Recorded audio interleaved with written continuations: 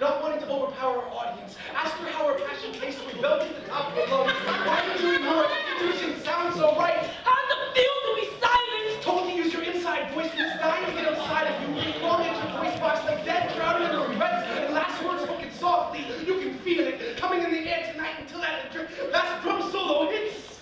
You may have noticed, I've got a reputation for raising my voice. Yes, I speak well, but I spit better. And this backhand-flavored bile splits bitter lips into bloody, bulging barriers. And it is our initiative that holds back fury, no matter how it hurts us, just so I can demonstrate that, yes, I can be lucid, quiet, and appropriately docile for your delicate sensibilities. He screams because the majority of his life saw his voice in less than a whisper. He wants the world to hear him because the inevitability of silence was once as clear as approaching footsteps in acoustic hallways.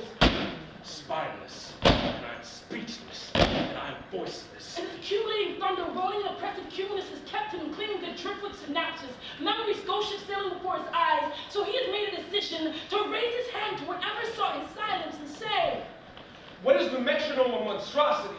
When summer hit slivers of his throat like wind chimes in still air, innocence was lost in a secret. Guilty thoughts like rocks dragged along the river's bottom. Not yet out of the bag, this cat claws its way to the surface. Ambiguous subtlety will never quite rearrange this scarred emotional origami like the sound of survival. So when he shouts, there's no amount of poise that can destroy the tears tasting of ash on burnt sky. Nothing is beautiful music as a fighter's lullaby.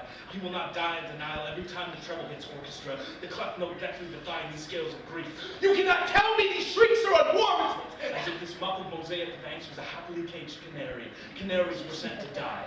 Let not our voices follow them down. Too many of our family bones are sediment, embedded in the riverbed, and left to drown.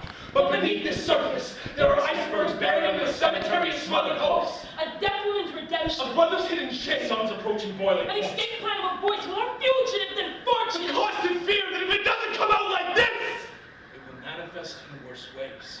As if volume conquers violence like love heals silence. Everything becomes a little different as soon as it's spoken out loud.